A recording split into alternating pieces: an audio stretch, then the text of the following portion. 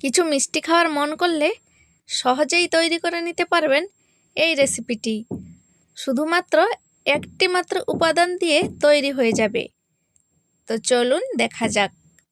Hello friends, Mithu kitchen ব্লগসে আপনাদের স্বাগত। আজকে আমি বানাচ্ছি লাচ্ছা রাবড়ি। তার জন্য নিয়ে নিয়েছি 1 লিটার গরুর দুধ। দুধটাকে আমি প্রথমে কড়াইয়ের মধ্যে জল দিয়ে 1 লিটার দুধ আমি দিয়ে দিচ্ছি। দুধটাকে একটু নেড়েচেড়ে গরম করে নেব আগে।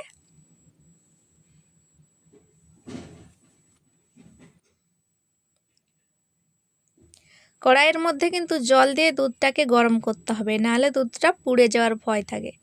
দেখুন দুধটা গরম হয়ে গেছে, আর উপর থেকে যে সরটা পড়বে এভাবে আস্তে আস্তে করে ধারের দিকে করে দিতে হবে।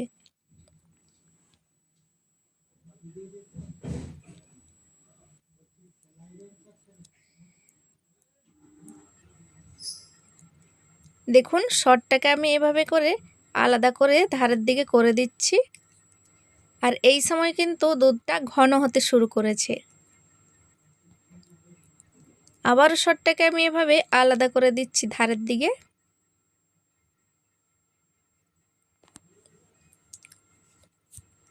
এই রেসিপিটি বানানোর জন্য আপনারা বড় কড়াই নিতে পারেন, তাহলে খুব ভালো হবে।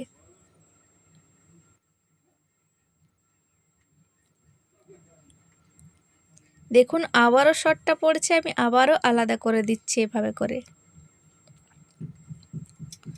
বাড়িতে অবশ্যই তৈরি করে দেখবেন, রেসিপিটি খেতে দারুণ লাগবে।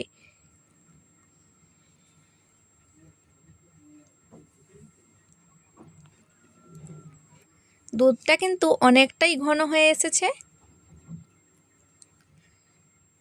দুধটা যতই ঘন হবে ততই সরটা তাড়াতাড়ি পড়বে।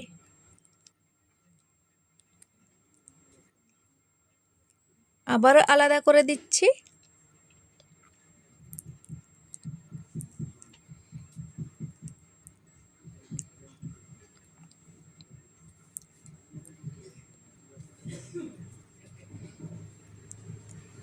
এই সময় কিন্তু আপনারা চিনিটা দিয়ে দিতে পারেন। আমি আজকে চিনি দেব না, দুধটা এমনিতেই মিষ্টি থাকে, চাইলে চিনি দিতে পারেন। আমি কিন্তু এখানে চিনিটা দিচ্ছি না।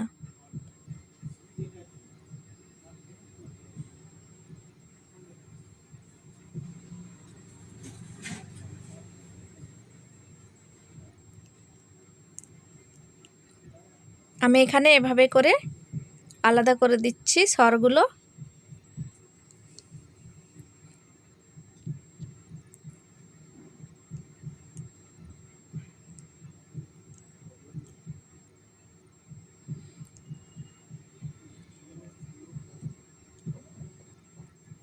দেখুন দুধটা কিন্তু এইভাবে সরটাকে সরিয়ে সরিয়ে আলাদা করে দিয়েছিলাম। দুধটা হালকা ঠান্ডা হয়ে গেছে। এভাবে আমি কেশরটা মিশিয়ে দিচ্ছি, একটু কালারটা ভালো দেখাবে, তাই কালারটার জন্য আমি কেশরটা দিয়ে দিচ্ছি।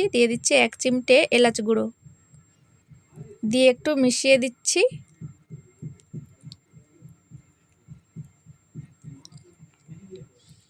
তারপরে আমি এই ধারটাকে একটু ছিলে ছিলে দিচ্ছি সরগুলোকে।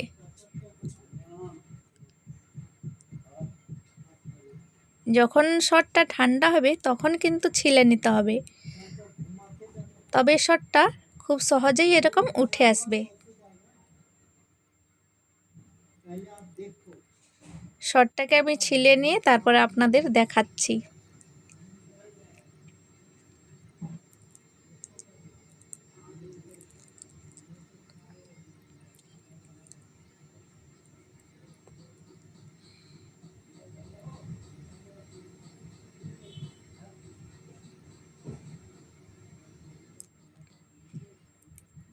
এইভাবে ছিলে নিয়েছি, দেখুন কতটা দারুণ লাগছে দেখেই জিভে জল চলে আসছে। তো ওপর থেকে আমি কাজু বাদাম আর পিস্তা কুচিটা দিয়ে দিচ্ছি, দিয়ে একটু মিশিয়ে নিচ্ছি।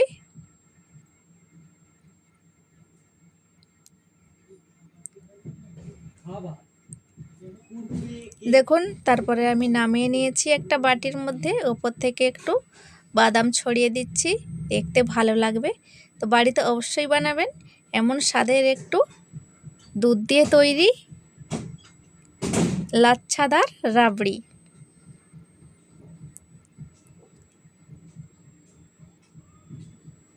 কতটা দারুণ লাগছে। তো ভালো থাকবেন, সুস্থ থাকবেন।